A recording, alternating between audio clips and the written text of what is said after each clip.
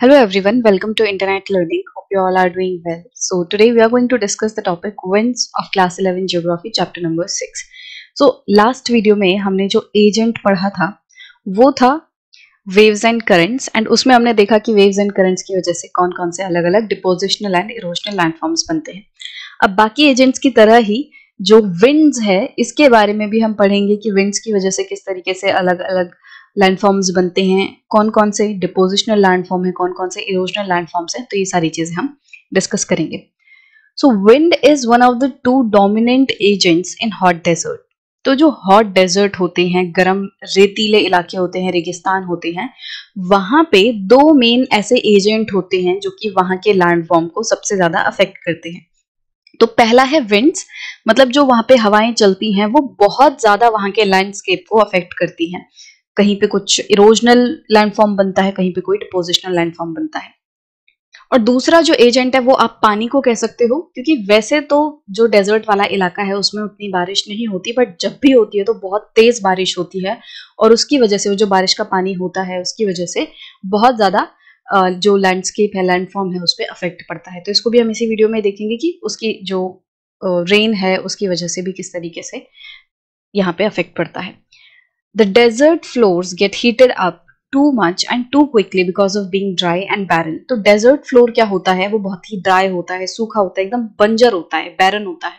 मतलब वहां पे कोई पेड़ पौधा नहीं होता, थोड़े बहुत अगर पेड़ पौधे भी होते हैं तो वो कैक्टस वगैरह जैसे पेड़ पौधे होते हैं, तो बहुत अच्छी हरियाली यहाँ पे नहीं होती, क्योंकि जो पेड़ होते हैं, पेड़ों की जड़ें क्या करती हैं, वो भी मटेरियल को होल्ड करके रखती हैं, वो भी जो मिट्टी है उसको होल्ड करके रखती हैं। प्लस पेड़ पौधों की वजह से छाया मिलती है, उसकी वजह से टेम्परेचर मेंटेन रहता है।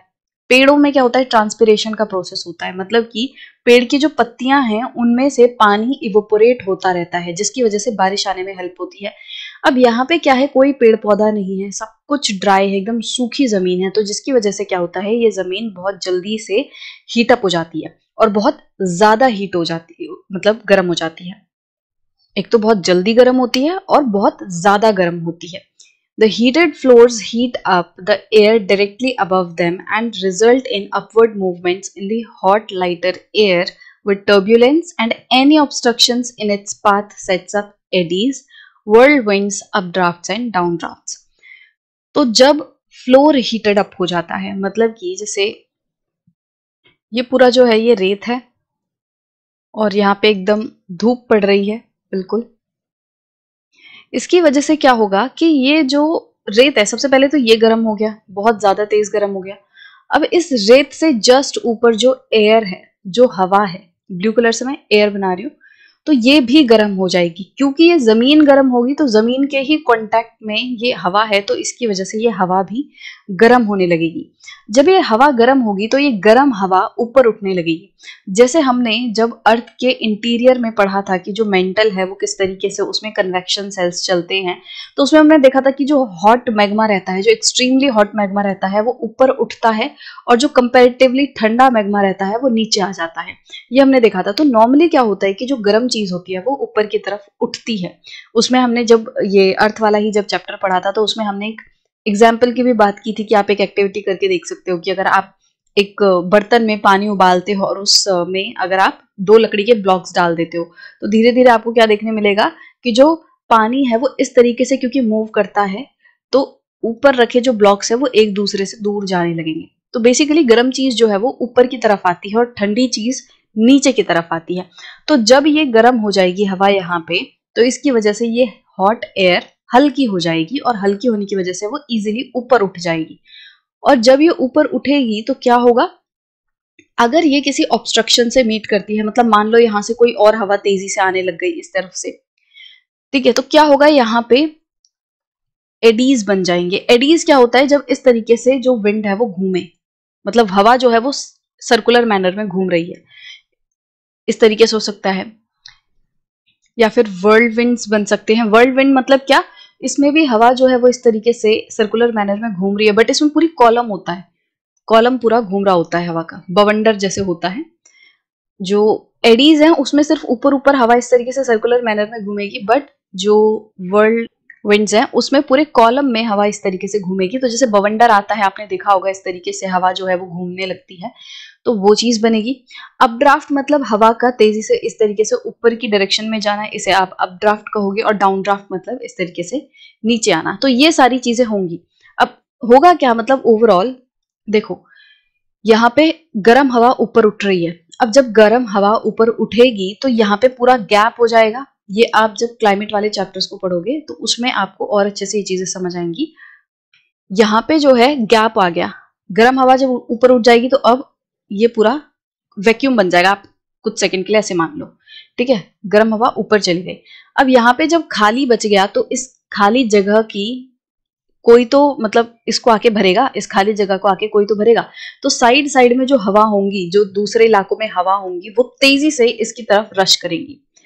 जहां पे कंपैरेटिवली हाई प्रेशर होगा, यहाँ पे क्योंकि लो प्रेशर बन गया है, प्रेशर लो है, हवा जो है वो आराम से ऊपर उठ रही है, तो हवा पे कोई दबाव नहीं है, तो यहाँ पे लो प्रेशर है। तो हाई प्रेशर से लो प्रेशर की तरफ तेजी से हवा जो है वो आएंगी, और जब वो आएंगी तो इस तरीके से फिर वो टकरा के घूम सकती हैं। ठीक है, साइक्लोन भी कुछ इसी तरीके से बनते हैं, तो यहाँ पे फिर ये घूम सकती हैं। तो ये वर्ल्ड विंड्स या एडीज वगैरह जो है वो बनेंगे। और टर्बुलेंस का मतलब पूरी उथल पुथल यहाँ पे हवा के साथ हो जाएगी, हवा इधर उधर जा रही है, घूम रही है। ठीक है, तो ये सारी चीजें यहाँ पे होंगी। और अल्टीमेटली ये हो किसकी वजह से रहा है, क्योंकि नीचे की जमीन जो है, ये जो जमीन है, रेत है, ये बहुत तेज गर्म हो चुका है, जिसकी वजह से ऊपर की एयर गर्म हो गई है, और फिर ये एयर जो है फिर वो ऊपर जा रही है।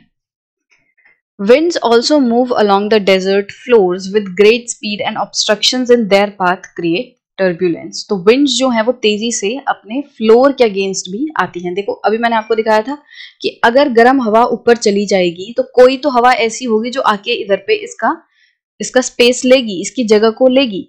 तो जो ये हवाएं नीचे चलेंगी, गर्म हवा ऊपर जाती जा रही है और इसकी जगह लेने के लिए नई हवा आती जा रही है। तो ये जो हवाएं चलेंगी, देखो ये फ्लोर के अगेंस्ट चल रही है ना ये हवा, इस तरीके से।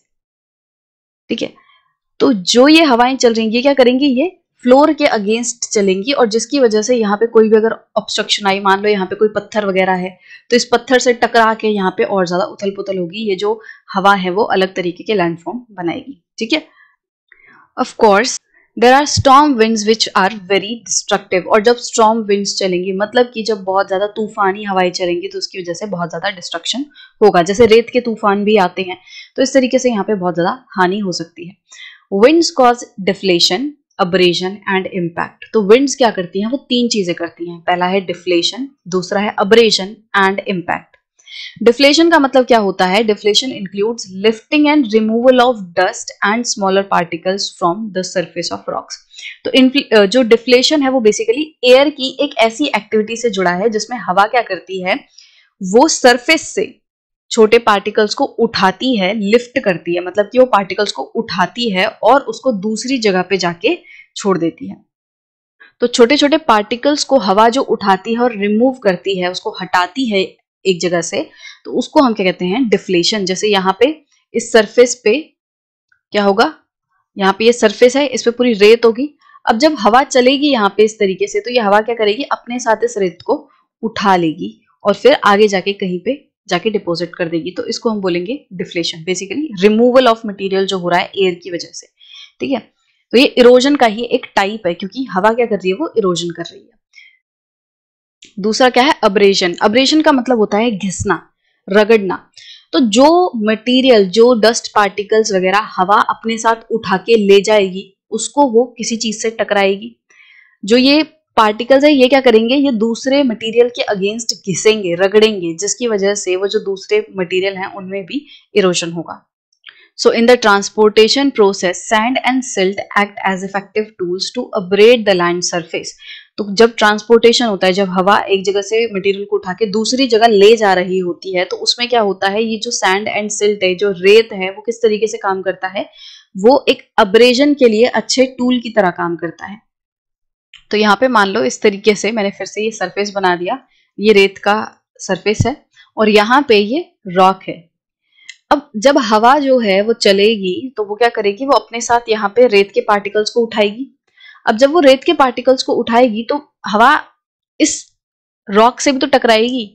जब इस रॉक से हवा टकराएगी, तो हवा में प्रेजेंट ये डस्ट पार्टिकल्स जो हैं वो भी इस रॉक से टकराएंगे, और जब यहाँ पे ये सैंड के पार्टिकल्स इस रॉक से टकराएंगे तो धीरे धीरे करके ये क्या करेंगे, ये इस रॉक को इरोड करते चले जाएंगे। जो रॉक है ये इस तरीके से इसमें इरोजन हो जाएगा, इसकी शेप जो है वो चेंज होने लगेगी। ऊपर से मान लो अगर ऊपर से इसके ऊपर से हवा जा रही है तो इस तरीके से पहले ये इतना बड़ा मटेरियल हुआ करता था, रॉक का टुकड़ा हुआ करता था, बट क्योंकि अब ऊपर वाला हिस्सा पूरा सैंड की वजह से घिस गया है पूरा रगड़ रगड़ के, तो अब यहाँ पे क्या होगा, ये रॉक जो है वो इसके साइज में कम होने लग गई। तो इसको हम बोलेंगे अब्रेजन। तो बेसिकली घिसना है, जब जो सैंड पार्टिकल्स है वो रॉक के अगेंस्ट या सरफेस के अगेंस्ट घिसेंगे। और तीसरा है इम्पैक्ट। इम्पैक्ट क्या है? The impact is simply shear force of momentum which occurs when sand is blown into or against a rock surface। तो जब सैंड जो है वो किसी रॉक से टकराती है तो उसके मोमेंटम में जो चेंज आता है, उसकी स्पीड में जो चेंज आता है, उसको क्या बोलते हैं? इम्पैक्ट। ठीक है, मतलब टकराने की वजह से जो फोर्स क्रिएट होती है, जो माहौल क्रिएट होता है, वो है impact. It is similar to sand blasting operation. तो इसको हम कह सकते हैं जो सैंड ब्लास्टिंग ऑपरेशन होता है ना, उससे कंपेयर कर सकते हैं। जैसे सैंड ब्लास्टिंग क्या होती है कि एक गन टाइप मशीन रहती है इस तरीके से, और इस मशीन में से क्या किया जाता है, इस मशीन में रेत डाली जाती है। जैसे इसको एक रेत के बैग से या कुछ ऐसा सिस्टम रहता है, इसको रेत के पाइप से कनेक्ट किया जाता है और इसके आगे एक नोजल रहती है जिससे बहुत ही स्पीड में, बहुत ज्यादा तेजी से जो रेत के पार्टिकल्स हैं वो निकलते हैं। और इनकी स्पीड इतनी ज्यादा रहती है कि ये जिस भी चीज से यहाँ पे टकराते हैं, यहाँ पे मान लो कोई चीज है, ठीक है, मान लो कार है, तो जब कार के सरफेस के ऊपर इस रेत वाले मतलब गन को यूज करेंगे, इसमें रेत जो है वो बहुत तेजी से इस सरफेस के ऊपर लगेगा, तो इससे क्या होता है, जैसे कार के ऊपर का जो भी पेंट वगैरह होगा वो हट जाएगा। इसी तरीके से जैसे कोई जंग लगा लोहा होता है, उसके ऊपर भी जब सैंड ब्लास्टिंग करते हैं, मतलब इस तरीके से सैंड को ब्लास्ट करते हैं, सैंड को बहुत तेजी से उस सरफेस के ऊपर मारते हैं, तो वो सरफेस के ऊपर जो इरोजन वगैरह है वो सब हट जाता है। तो इसकी भी आप यूट्यूब पे एक बार वीडियो देख सकते हो, सैंड ब्लास्टिंग क्या होता है, मतलब काफी इंटरेस्टिंग सा पूरा प्रोसेस है, तो वैसे आप देख सकते हो, हालांकि इंपॉर्टेंट नहीं है। तो सैंड ब्लास्टिंग की तरह ये काम करता है, क्योंकि जो सैंड है, जैसे एयर क्या कर रही है, वो अपने साथ मटेरियल को उठा के ला रही है और फिर वो जो रेत है वो जाके टकरा रहा है। इसकी वजह से क्या होता है, वो जो मटेरियल है, वो जो रॉक है, उस पर बहुत सारे चेंजेस आएंगे। ठीक है, क्या पूरा प्रोसेस होगा, जब वो रगड़ेगा तो उसको अब्रेजन बोलेंगे, बट जो इम्पैक्ट होगा, जो फोर्स या जो चेंजेस आएंगे, उसको आप इम्पैक्ट कह सकते हो। The wind action creates a number of interesting erosional and depositional features in the desert। तो wind के जो एक्शन है, इसकी वजह से अलग अलग erosional and depositional features desert में बनते हैं। अब इसमें वैसे डेजर्ट ही क्यों बोला गया है, क्योंकि नॉर्मली डेजर्ट वाले इलाके पे जो हवा है वो ज्यादा असर कर पाती है। अगर कोई पेड़ पौधे वाला इलाका होता तो उसमें क्या होता कि जैसे यहाँ पे पेड़ हैं, तो यहाँ तो बहुत सारे पेड़ हैं, और जब हवा चलेगी तो क्या होगा, जो हवा है वो पेड़ों से टकराएगी और उसकी स्पीड कम हो जाएगी, तो वो जमीन पे बहुत ज्यादा असर नहीं डाल पाएगी। जैसे आपने शेल्टर बेल्ट देखी होगी, आपने साइंस में जब खेती करते हैं उसके बारे में जब टॉपिक पढ़ा होगा, तो एक होता है शेल्टर बेल्ट।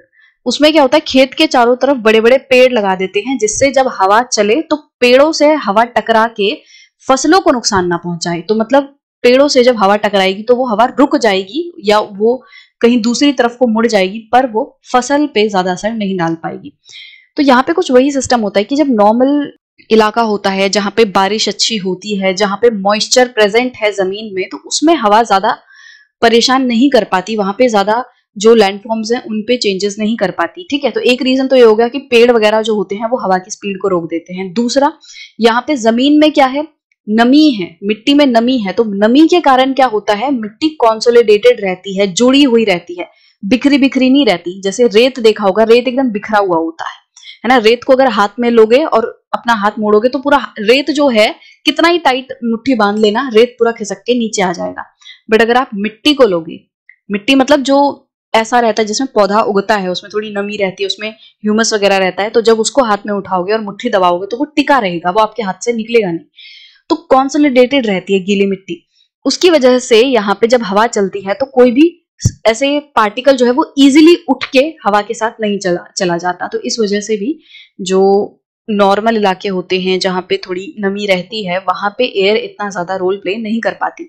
अब डेजर्ट वाले इलाके में क्या है, कुछ भी नहीं है, पेड़ पौधे कुछ भी नहीं है, बस ऐसे बंजर धरती है। यहाँ पे जो रेत है, मतलब जो मिट्टी है, वो भी रेत की फॉर्म में है, यहाँ पे कोई नमी नहीं है इस रेत में, पूरी अनकॉन्सोलिडेटेड मटेरियल है, रेत के पूरे पार्टिकल्स अलग अलग हैं, जुड़े नहीं हुए, वो किसी भी चीज से, जैसे जो मिट्टी रहती है उसमें क्या होता है, पानी की, ह्यूमस की नमी की वजह से पार्टिकल्स एक दूसरे के साथ जुड़े हुए होते हैं, बट यहाँ पे ऐसा कुछ भी नहीं है। तो हवा चलेगी तो इजीली हवा के साथ ही मटेरियल जो है, लूज मटेरियल है पूरा, ये उड़ के चला जाएगा। तो ये मेन रीजन है कि डेजर्ट वाले इलाके में ही क्यों एयर इतनी डोमिनेंट है। So in fact, many features of desert owe their formation to mass wasting and running water as sheet floods. तो जो डेजर्ट वाला इलाका है वहां पे एयर के अलावा भी एक ऐसा एजेंट है जो कि काफी इंपॉर्टेंट रोल प्ले करता है। तो बहुत सारे ऐसे फीचर्स हैं डेजर्ट्स में जो कि किस वजह से बनते हैं, mass wasting and running water की वजह से बनते हैं। मास वेस्टिंग क्या होता है, जब एक साथ बहुत ज्यादा मात्रा में कोई मटेरियल एक जगह से दूसरी जगह मूव करने लगे। तो ये भी हम पिछले चैप्टर में पढ़ के आ चुके हैं, जब हमने वेदरिंग, इरोजन, मास वेस्टिंग पढ़ी थी, तो उसमें हमने इसके बारे में डिस्कशन की थी कि मास वेस्टिंग क्या होता है, कि जब बहुत ज्यादा मात्रा में, काफी बड़े लेवल पे, लार्ज वॉल्यूम में मटेरियल जो है वो मूव करे। नॉर्मली ये स्लोप पे होता है, स्लोप में क्या देखने मिलता है, एक साथ मटेरियल जो है इस तरीके से मूव करता है। तो mass wasting and running water मतलब देखो यहाँ पे क्या है कि जब बहता हुआ पानी आएगा तो एक साथ वो शीट फ्लड्स की तरह आता है। शीट फ्लड मतलब एक जगह पे बहुत बड़े लेवल पे शीट की तरह पूरा पानी जो है वो फैल जाता है। जैसे यहाँ पे देखोगे आप, जैसे ये जमीन है, आप सामने से देख रहे हो, ठीक है, तो यहाँ पे क्या होगा, इतने पूरे इलाके पे शीट की तरह पानी जो है, ये जो पानी है एक हल्की सी परत की तरह जमीन पे है और वो पूरे इतने बड़े इलाके को कवर कर रहा है। तो ये छोटा इलाका नहीं है, ये बहुत बड़ा इलाका है जिसपे पानी जो है वो सरफेस पे एक शीट की तरह बह रहा है। शीट इरोजन हमने वैसे पहले भी डिस्कस किया था, जब हमने इरोजन वाला चैप्टर डिस्कस किया था। तो इसको अगर मैं ऊपर से दिखाऊं तो क्या होगा कि ये आपका पूरा सरफेस है और इतने बड़े सरफेस पे एक पानी की परत की तरह जो मटेरियल है, मतलब जो पानी है वो एक परत की तरह, एक शीट की तरह, लेयर की तरह इस पूरे सरफेस पे बहेगा, आगे बढ़ेगा, और जिसकी वजह से अपने साथ ही बहुत सारे मटेरियल को आगे लेके बहेगा। Though rain is scarce in deserts, it comes down torrentially in a short period of time. अब वैसे तो जो रेतीला इलाका है वहां पे रेन स्केर्स है। स्केर्स मतलब रेन की कमी है, ठीक है, लिमिटेड है रेन वहां पे। नॉर्मली रेन नहीं होती तभी तो वो एरिया बंजर है, अगर बारिश होती तो वो बंजर नहीं होता। तो यहाँ पे क्या है कि बारिश वैसे नहीं होती, बट जब भी होती है तो थोड़े ही देर में बहुत ज्यादा पानी गिरा देती है। जब भी होती है तो बहुत ज्यादा पानी, बहुत ज्यादा तेजी से होती है, शॉर्ट पीरियड ऑफ टाइम के लिए होती है पर बहुत तेजी से होती है। टॉरेंशियली मतलब बहुत तेज से बारिश होती है। The desert rocks devoid of vegetation, exposed to mechanical and chemical weathering processes due to drastic diurnal temperature changes, decay faster and torrential rains help in removing the weathered material easily. तो ये सारा material कैसे move करता है, ठीक है। तो यहाँ पे क्या होता है, जो डेजर्ट रॉक्स हैं, मतलब जो रेगिस्तान वाला इलाका है वहां पे कोई वेजिटेशन नहीं है। डिवॉइड मतलब कमी है वेजिटेशन की, डिवॉइड ऑफ वेजिटेशन मतलब हरियाली की कमी है, वेजिटेशन की कमी है वहां पे। Expose to mechanical and chemical weathering, तो यहाँ पे क्या होता है, केमिकल एंड मैकेनिकल वेदरिंग हो रही है। मैकेनिकल वेदरिंग कैसे कि जो मटेरियल है, देखो जो रेत है वो टकरा रही है, रॉक वगैरह से टकरा के क्या कर रही है, इरोजन कर रही है, वेदरिंग कर रही है। इरोजन बेसिकली ज्वाइन मतलब रिलेटेड होता है ट्रांसपोर्टेशन ऑफ मटेरियल से, बट वेदरिंग जो है वो इन सीटू प्रोसेस है, जो टूट फूट होती है मटेरियल की उसको हम वेदरिंग बोलते हैं। और वेदरिंग के बाद जो वेदर्ड मटेरियल है वो उठ के दूसरी जगह जब जाता है तो उस पूरे ट्रांसपोर्टेशन को हम इरोजन कहते हैं। तो यहाँ पे क्या होगा कि मैकेनिकल एंड केमिकल वेदरिंग होगी। मैकेनिकल आप ऐसे भी देख सकते हो कि जब जैसे सन है उसकी हीट के कारण जो पार्टिकल्स हैं, रॉक पार्टिकल्स हैं, वो एक्सपेंड कॉन्ट्रैक्ट करेंगे। बार बार एक्सपेंशन एंड कॉन्ट्रैक्शन की वजह से क्या होगा, जो मटेरियल है वो रॉक का मटेरियल भी टूटने लगेगा। जो रेत है वो तो बनी ही ऐसे है, जब सारा मॉइस्चर उड़ गया, जब धरती में से जो मिट्टी थी इसमें से जब सारा मॉइस्चर उड़ गया तो उसके बाद जो पार्टिकल्स हैं वो डिसइंटीग्रेट होने लग गए, वो टूटने लग गए, ठीक है। और हीट की वजह से क्या हुआ, वो और छोटे छोटे पार्टिकल्स में टूट गए। तो कॉन्ट्रैक्शन एंड जो एक्सपेंशन है इसकी वजह से भी क्या होगा, वेदरिंग होगी। केमिकल मतलब जैसे पानी वगैरह ही आ गया अगर कहीं पे, तो वहां पे पानी की वजह से कुछ इरोजन हो सकता है, वेदरिंग हो सकती है। दूसरा जो बायोलॉजिकल वेदरिंग भी हो सकती है। तो मतलब यहाँ पे जो वेदरिंग का प्रोसेस है ना वो बहुत तेजी से चल रहा है। मेन वेदरिंग किस वजह से हो रही है? मैकेनिकल एंड केमिकल वेदरिंग यहाँ पे बहुत ज्यादा हो रही है, और इसकी वजह से क्या हो रहा है, इजीली मटेरियल को उठा के दूसरी जगह पे ट्रांसपोर्ट किया जा सकता है। So the desert rocks devoid of vegetation, desert rock में कोई वेजिटेशन नहीं है, यहाँ पे मैकेनिकल एंड केमिकल वेदरिंग हो रहे हैं। क्यों हो रहे हैं? क्योंकि ड्रास्टिक डायर्नल टेम्परेचर चेंजेस हैं। डायर्नल मतलब होता है दिन के, एक ही दिन के अंदर जो चेंज होते हैं, दिन और रात में जो टेम्परेचर चेंज होता है बेसिकली उसे डायर्नल कहते हैं। जैसे आज दिन का टेम्परेचर मान लो 30 डिग्री है, ठीक है, और रात में टेम्परेचर कुछ 15 डिग्री या 18 डिग्री हो गया है, तो ये जो दिन और रात के टेम्परेचर के बीच में जो डिफरेंस होता है उसे डायर्नल टेम्परेचर चेंजेस कहते हैं। तो रेगिस्तान वाले इलाके में क्या होता है, बहुत ज्यादा डिफरेंस रहता है, डायर्नल टेम्परेचर है वो बहुत ज्यादा चेंज होता है। ड्रास्टिक मतलब बहुत ज्यादा चेंज होता है, मतलब कि जैसे राजस्थान वगैरह में आप देखोगे तो दिन में 40-45 डिग्री सेल्सियस तक टेम्परेचर पहुंच चुका है, इतनी गर्मी हो रही है। बट जो रात है वहां पे 0 डिग्री तक टेम्परेचर पहुंच जाएगा, रात में उतनी ही सर्दी भी है। क्योंकि रेत का क्या नेचर रहता है, जो रेत रहता है वो बहुत तेजी से गर्म होता है, और जितनी तेजी से रेत गर्म होता है उतनी ही तेजी से वो रात को ठंडा भी हो जाता है। पानी जो होता है, पानी का क्या नेचर है, पानी धीरे धीरे गर्म होता है, उसको बहुत टाइम लगता है गर्म होने में, और जब एक बार वो गर्म हो जाता है तो उसके बाद वो धीरे धीरे ठंडा होता है। बट रेत में ऐसा नहीं है, रेत इंस्टेंटली गर्म होता है और इंस्टेंटली ठंडा हो जाता है। तो जब तक सूरज चमकेगा तब तक रेत जो है वो बहुत तेजी से गर्म होगा, और एक बार शाम हुई तो रेत ठंडी हो जाएगी फिर। तो इस वजह से जो ड्रास्टिक चेंजेस हैं टेम्परेचर में, ये भी क्या करते हैं, ये वेदरिंग को बढ़ावा देते हैं। यहाँ पे डीके फास्टर होता है, मतलब वही जो मटेरियल है वो बहुत जल्दी से टूटता है। और अब यहाँ पे क्या हो रहा है, पूरा वेदर्ड मटेरियल इकट्ठा हो गया है टेम्परेचर की वजह से, डायर्नल टेम्परेचर चेंजेस हो रहे हैं, मैकेनिकल वेदरिंग हो रही है, केमिकल वेदरिंग हो रही है, इन सब की वजह से ये टूटा फूटा मटेरियल यहाँ पे पड़ा हुआ है। अब ऊपर से यहाँ आ जाएगी बारिश। अब जैसे ही बारिश आएगी तो जो बारिश का पानी है वो इस पूरे मटेरियल को इजीली अपने साथ लेगा और उसको रिमूव करने लगेगा, उसको अपने साथ आगे बहा के ले जाने लगेगा, ठीक है। तो वेदर्ड मटेरियल जो है वो इजीली पानी के साथ फिर मूव हो जाता है, क्योंकि आगे रोकने के लिए कुछ भी नहीं है यहाँ पे, ना ही कोई पेड़ पौधा है, ना ही कोई और ऐसी चीज है जो कि इस मटेरियल को रोक सके, जकड़ के रख सके। यहाँ पे ये मटेरियल खुला पड़ा है, वेदर्ड मटेरियल है, इसको हवा और जो बारिश का पानी है वो लेगा, उठाएगा और मूव करा देगा, रिमूव कर देगा। That means the weathered debris in deserts is moved by not only winds but also by rain और sheet wash। तो हम कह सकते हैं जो डेजर्ट वाला इलाका है यहाँ पे जो weathered debris है, जो weathered material है, वो सिर्फ और सिर्फ विंड की वजह से ही नहीं बल्कि रेन या फिर शीट वॉश की वजह से भी यहाँ पे जो मटेरियल है वो मूव होता है। The wind moves fine materials and general mass erosion is accomplished mainly through sheet floods और शीट वॉश। तो विंड क्या करती है, वो फाइन मटेरियल को उठाती है मेनली, क्योंकि जो मटेरियल है वो सारा मटेरियल विंड कैरी नहीं करके ले जा सकती, विंड की भी अपनी ताकत है, तो वो जो हल्का हल्का मटेरियल होगा ना सिर्फ उसी को उठा पाएगी। बट नीचे जो कोर्स मटेरियल रह जाएगा, जो मोटा मटेरियल रह जाएगा, उसको ले जाने का काम कौन करेगा, उसको ले जाएगा शीट वॉश। तो विंड बेसिकली क्या करती है, वो फाइन मटेरियल को, हल्के महीन मटेरियल को एक जगह से दूसरी जगह ले जाती है। बट जो जनरल मास इरोजन होता है, भारी मात्रा में जो मास इरोजन होता है, जो कोर्स मटेरियल है वो भी कैसे मूव होता है, वो होता है शीट की वजह से। जो शीट वॉश होती है, जब बारिश का पानी जो है एक बड़े से एरिया पे बह के आगे जाता है तो अपने साथ फिर वो मोटे वाले मटेरियल को, कोर्स जो पार्टिकल्स रहते हैं उनको भी अपने साथ आगे बहा के ले जाता है, और जब वो आगे बहा के ले जाएगा तो उसी को हम क्या बोलेंगे, erosion. So stream channels in desert areas are broad.